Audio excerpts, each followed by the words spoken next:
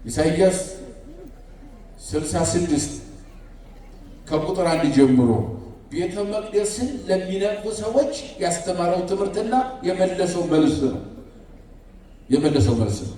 በእርግጥ ትርጓሜ ያሻዋል፣ በደንብ መግለጥ ይጠይቃል። ካልተረዳ ነው ግን በጣም ብዙ ነገሮች ነቀፋ ነው የሚመስሉ። ሰማይኒ መንበሬ፣ ሰማይ ዙፋኔ ነው። ወምድሪኒ መከይደ እግሬ እገሬ፣ ምድርም ደግሞ የእግሬ መረገጫ ነው፣ የእግሮቼ መረገጫ ነው።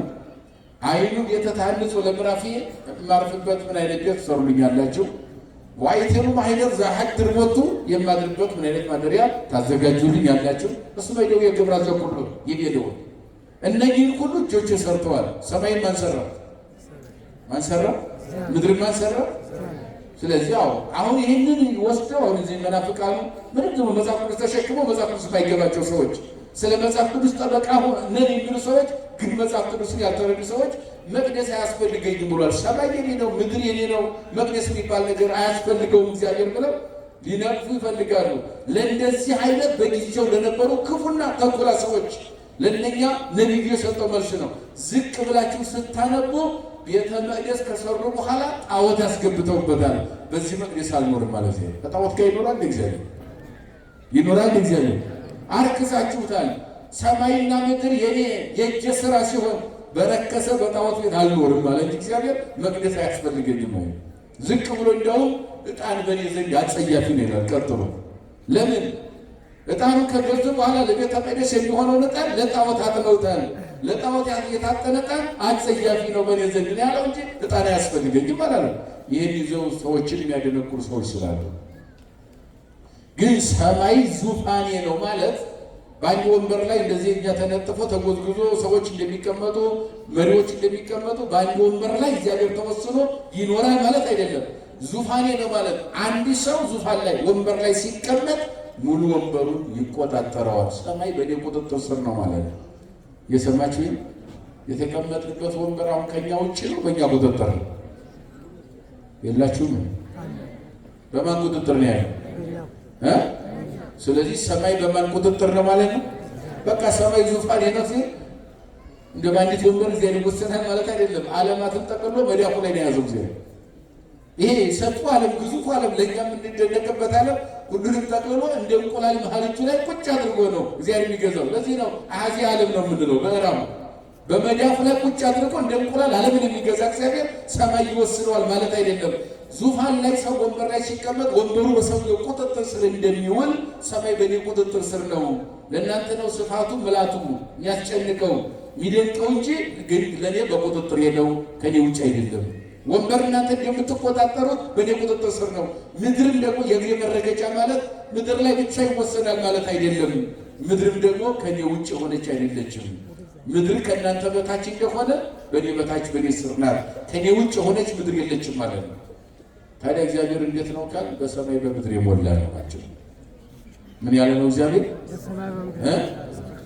ቅድም እንዳልነው ከሚደንቀው አሁን ይሄ ነገረ ተዋህዶ በጣም የሚረቅብን የሚደንቀውም አንዱ እግዚአብሔር በማኅፀነ ማርያም 9 ወር ከ5 ቀን ተቀመጠ ብለን ስንናገር ሰማይ ያለ መሪ ዓለም ያለ መሪ ኖረ ማለት አይደለም።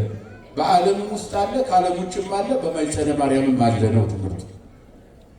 እግዚአብሔር 3 መዓልት 3 ሌሊት በመቃብር ኖረ ስንል በሥጋ ተወስኖ አደረ ስንል 3 ቀን ሙሉ ዓለም ያለ አስተዳዳሪ ኖረ ማለት አይደለም።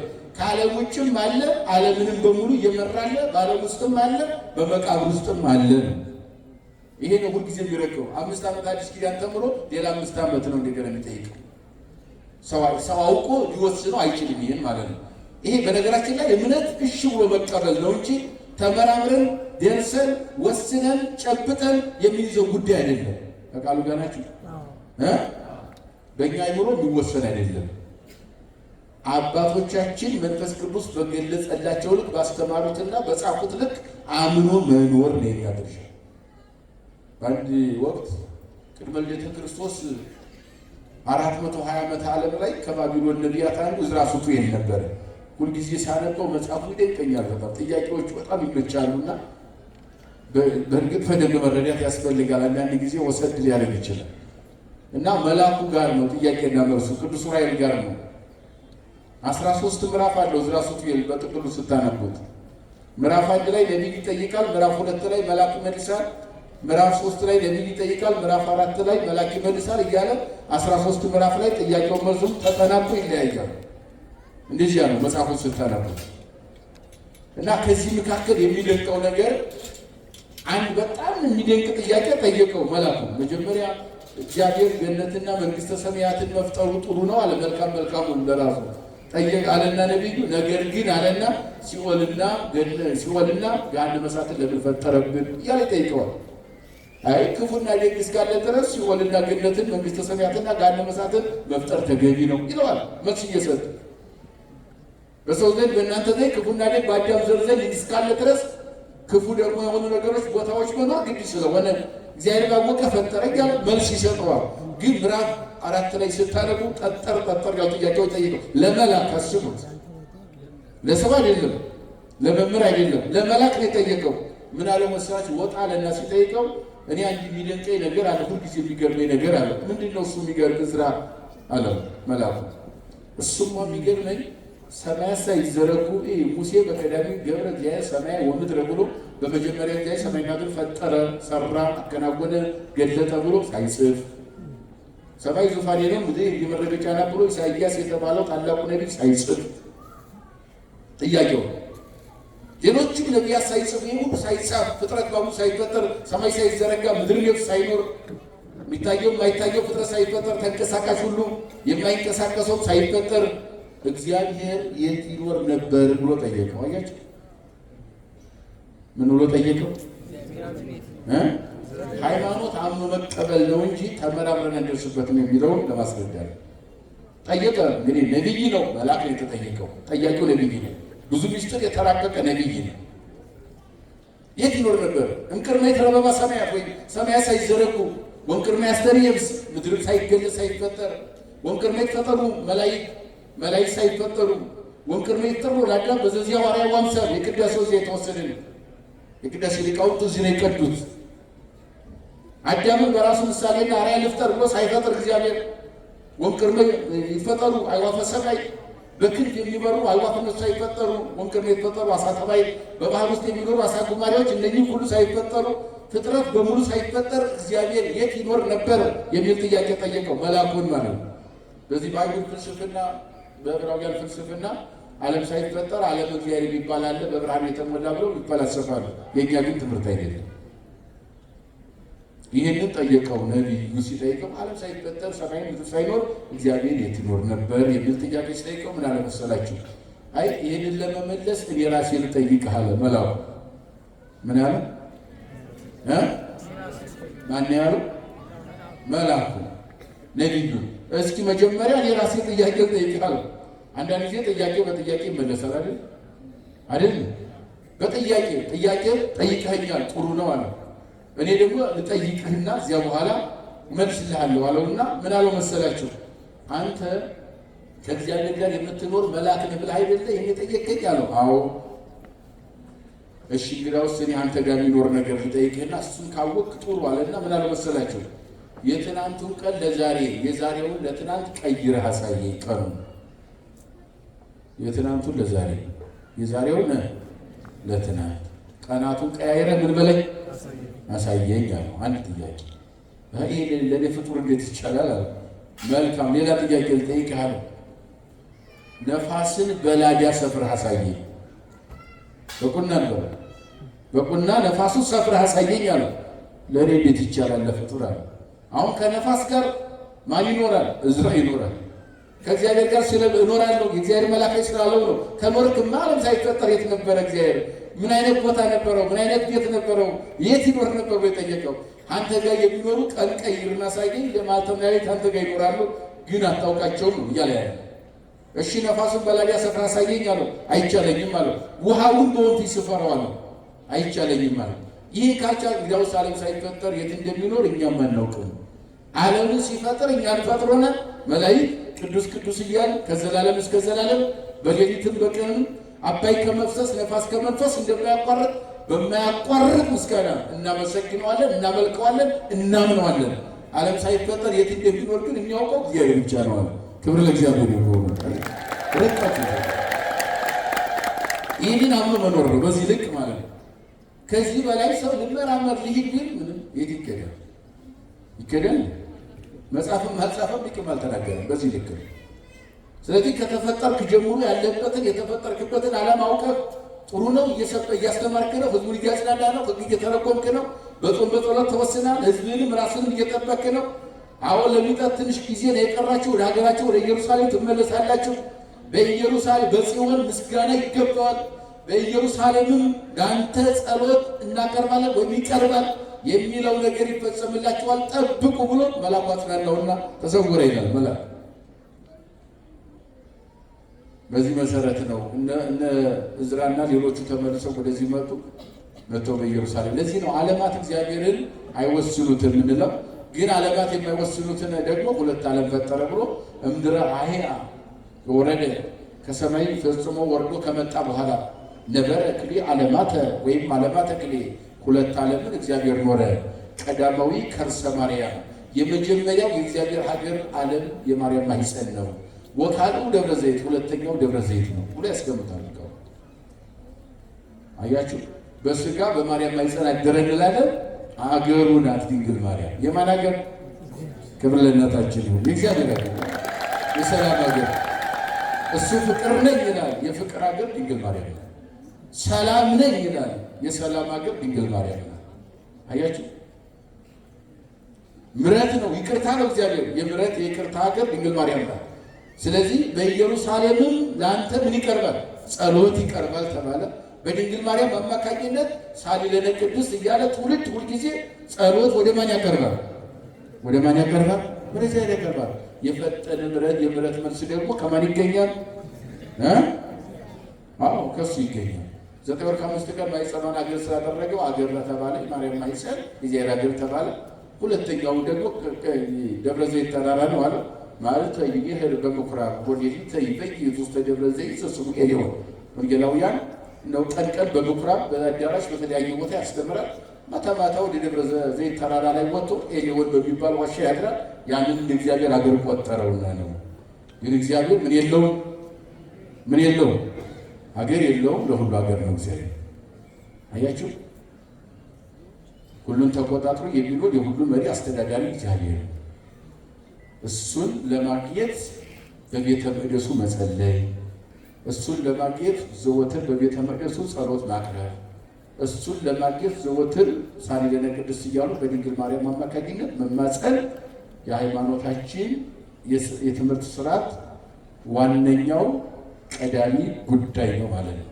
ሳሊለነ ቅድስት ብለን የማታሳፍረን ማምላክ ጸሎታችን እንድታሳርግልን የእርሷ ፈቃድ ይሁንልን። የማረን ይቅር ያለን እስከ ኃጢአታችን ተሸክሞ እስከዚህ ዕለትና ሰዓት አድርሶ በቤቱ ኢየሩሳሌም በተባለች ጸሎት በሚቀርብባት ምስጋና ለምናቀርብበት በመቅደሱ የሰበሰበን አምላካችን ክብርና ምስጋና ለስሙ ይሁን። ንስሐ ገብተን ሥጋው ደሙን ተቀብለን መንግሥቱ እንድንወርስ እግዚአብሔር ይፍቀድልን። ይቆየን።